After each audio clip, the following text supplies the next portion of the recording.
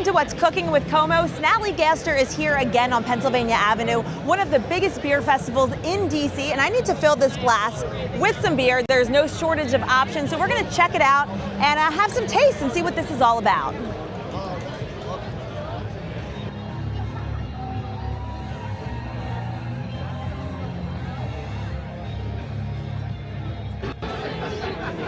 All right, we're coming in hot with a Paloma, and you may be wondering why I'm starting with tequila at a beer festival. We're gonna make it make sense. This is Antonio and Nelson, and I have a Paloma in my hand, so cheers, guys. Salud. Salud. This is amazing. Talk to me about Mosta and how you got involved with coming to Snallygaster. Mosto Tequila, we're from originally from Richmond, Virginia.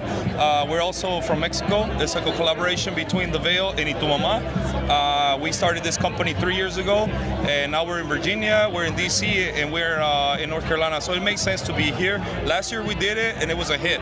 We had everybody, whoever partying a little, get that, that little tequila extra shot after the beer, and it was perfect. So hopefully this year will be the same. We started 3 years ago with Dave and Matt, and now we're right next to The Veil, and it's perfect. It makes a perfect combination. You got the master brewer Matt. He's doing his thing. He's helping us with the whole fermentation process. He has a lot to do with the tequila. We are from Mexico, from Los Altos de Jalisco. Originally, we're from the place where we actually make the tequila. So my brother's actually over there taking care of things with Oscar Vasquez, and we're happy to be here, right here in the nation's capital, and really close to Virginia, close to DC. It's like our backyard. We love to be here. He's our Tony. He's one of the guys as well. Hey, what's up, guys? How are you? This is Mosta Tequila, and we're out here just doing it at a beer festival, just like you said. And honestly, it's a great time. And I honestly feel like you said earlier, it's a great way to start off the beer festival with a little tequila and then continuing the beer. I mean, that's the perfect combination. But hey, serious product with the fun experience. That's what it's all about.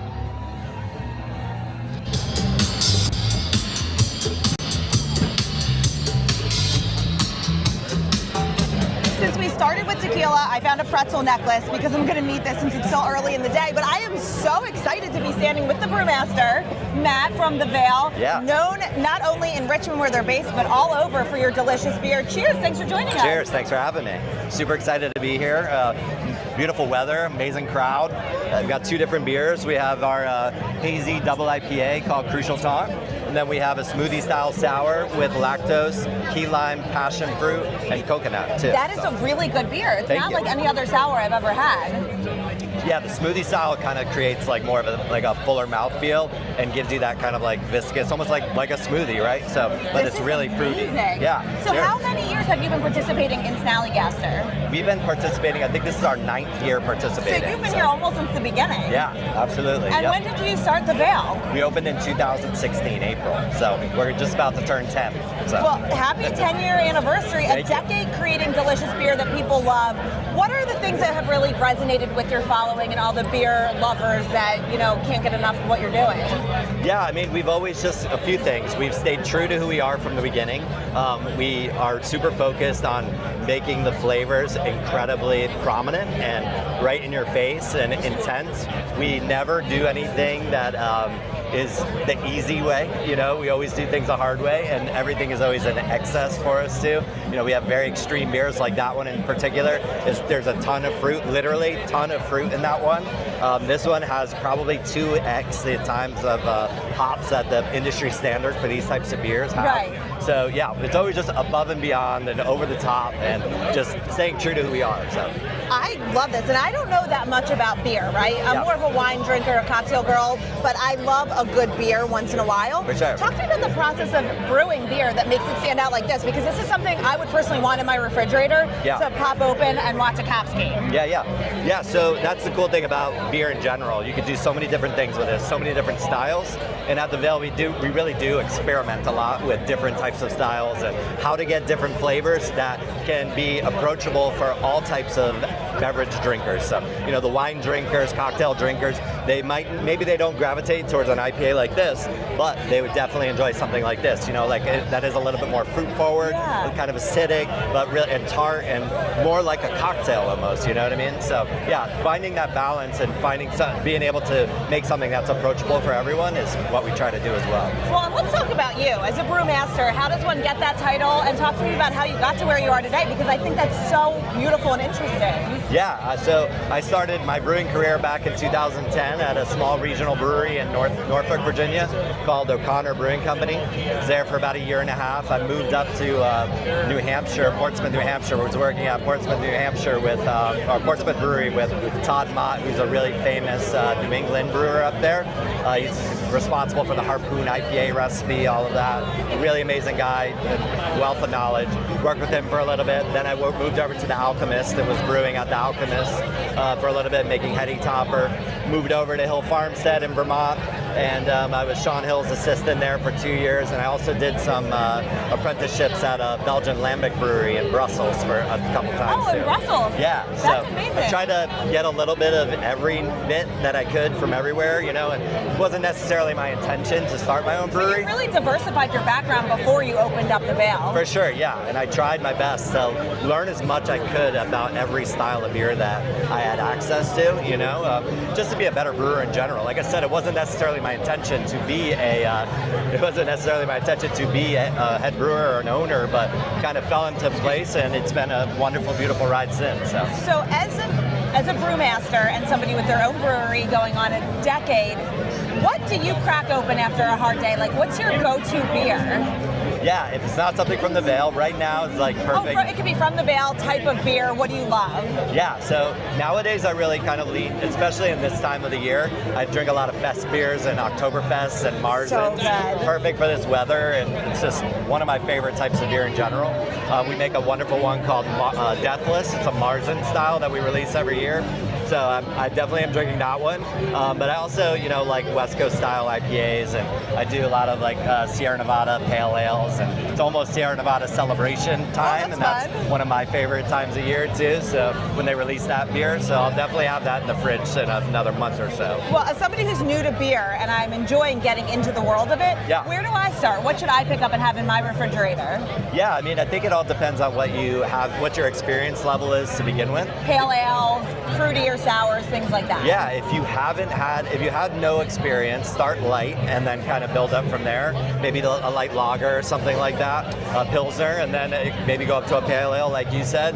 But if you already have and you're noticing you're not liking those traditional beer style flavors or hoppy flavors or bitterness, then yeah, explore more of the sours and stuff like that, and smoothie style beers, maybe lambics. Those are kind of really approachable as well. But some people too, like, stouts can be heavy, but some stouts can be really light and approachable and easy to drink, like a Guinness, you know? And I like a Guinness. Yeah, some folks think Guinness is automatically a heavy beer because it's a dark beer, right? But some of those Guinness is really light and palatable, and it has really nice, approachable flavors that we all know and love, like coffee and chocolate and stuff like that. I enjoy a good Guinness, especially around St. Patrick's Day. You think of St. Patrick's Day, I think of Guinness, right? Yeah, of course, absolutely. Well, talk to me as we end this, because I know you have a lot of work to do. It's been busy and we're not even hitting the main time of Snallygaster. What do you love about coming back to Snallygaster year after year? Yeah, I mean, the location is, you know, second to none. You know, like being right next to the Capitol, it's just such a beautiful layout. The way that they close all the streets off and have all the tents everywhere, very spread out. Tons of brewers from all over the world, which is awesome. I just gave my buddy Paul from Cloudwater out of Manchester, UK, a big hug. I didn't even know he was going to be here. That's exciting. You know, running into really brewers, part of the community. Yeah, absolutely. The camaraderie with the other brewers is incredible, and seeing the enthusiasm from the craft beer fans has been amazing as well. And this isn't a fair question because I know you love beer in general. Yeah. But is there any particular brewery that you look forward to having every year, or this year particularly? Yeah, I mean, Cantillon, which is the Lambic brewery that I studied at in Brussels, Belgium, they always have a tent here, and their beer is amazing. It's not always the easiest to find, So being able to get it and have accessibility to it is amazing. Troon is always amazing. Hudson Valley. There's so many incredible beers and breweries here. It's almost overwhelming, but yeah. And then also Mosto Tequila right next to us is so fun too. Yeah, and I love that you are partnered with Mosta Tequila. Yeah. That is such a beautiful partnership. I started the day with a Paloma. Nice. I'm on to a sour, and I was like, I'm going to take a sip of this because I'm working, I'm doing interviews, but I'm going to finish this because I love it. So cheers to you. Cheers. Thank you for your time, Matt. Cheers. Thank you. Check out the Veil. Cheers.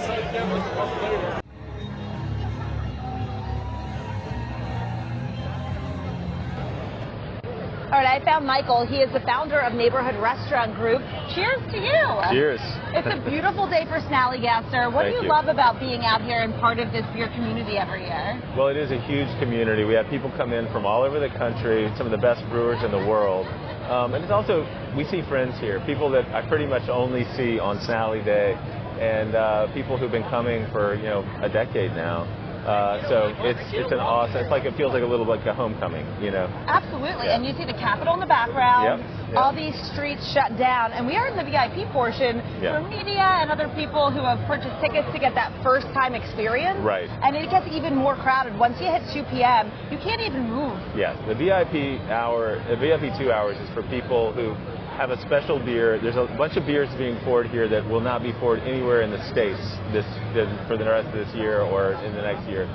So people come, they identify those things, they buy the VIP ticket, they run, and there's a bunch of these around here. Now later on in the day, people are just coming, I just want to have a great day in the sun, hang out, listen to some music, and sample. There's no bad beers here, so, And you look at all the food trucks, which is great. Yeah. I mean, since we've walked in, I haven't been here that long. I've tried a Paloma, some tequila, a sour beer, and now I'm on to this. Yeah. And I tried some rosé as well. Oh, yeah. So I got a pretzel necklace so I can try to make it through because I'm a lightweight. No, listen, most beer lovers have somebody in their lives who isn't necessarily a beer lover, so we take care of wine, cocktails, we kind of have it all. So. And that's good because I'm not necessarily a beer connoisseur by any means. I'm more of a wine and dirty martini kind of girl. Yeah. But I enjoy dabbling in the world of beer and learning more about it and appreciating the really good, well-made brewed beers. There is no better place to dabble in the country all year than this place today. Because you 450 beers, they're not just randomly selected. They're not beers that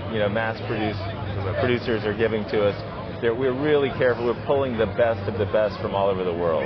So it's Talk special. to me a little bit about what you love about being part of the DC restaurant community. DC restaurant community, well, I mean, it's an incredible group of people. Everybody in it, these are hard businesses. Everybody works their butt off. We're all risk takers.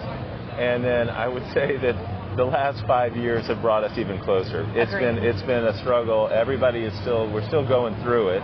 It's a special city. It draws people from outside. Sometimes we're so excited by what's happening on Pennsylvania Avenue down the street here. Right. Sometimes we're not. We just have to hold together and get through it. And so it creates a lot of solidarity, and a lot of people I love and have learned to love over the last 25 years I've been doing this. So. It's a really supportive group. It is, yeah. So let's bring it back to today. What Absolutely. are you most excited to experience here at Snallygaster? I'm going to drink some amazing beers, but what I'm most excited about is seeing my team, hanging out with my team, getting to the end of the day when we're all raising a glass together after another incredible event. It's really just about that community that we've created and of a lot of people I love. So. And talk to me about your team. Where are they and what are they doing today? Oh my God! So they're all over. They're all over. My wife's working our merch tent right now, which is I'll be working later on. But we've got general managers, beverage people, ops directors like LB, just sprinkled all around, running tents, making sure that logistically everything's getting resupplied. We probably have 150 staff people from Neighborhood Restaurant Group here today working this event. That's incredible. Well, thank you for taking the time to chat with us and thank to bond over a beer because honestly, I'm falling in love with beer being here. Well, thank you for covering it and for supporting us. Yeah. Cheers to that. Yeah. Good job. Thank you.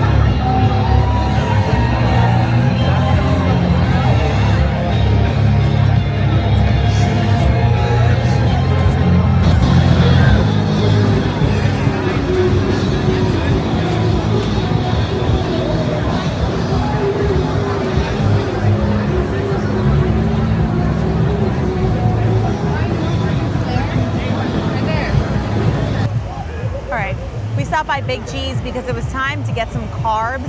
I got a rye guy. It's rye toast with Gruyere and some cabbage in there. It looks amazing. And I love tots, but tots covered in buffalo sauce and blue cheese hit different. This in a water, and we'll be good to go for a little bit more sampling before the day is done. Love this here. I thought we were done, but a grilled cheese and tots covered in blue cheese and hot sauce wasn't enough.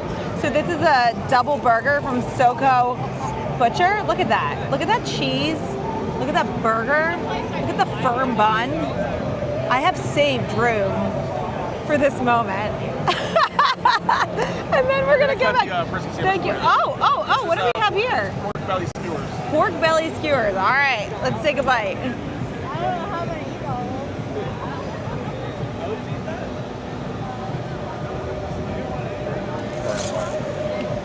I'm not done yet. A little bit more sampling before the day is done. Love this here at Snallygaster. Thanks for checking out the pod. Like and subscribe. I got some work to do now.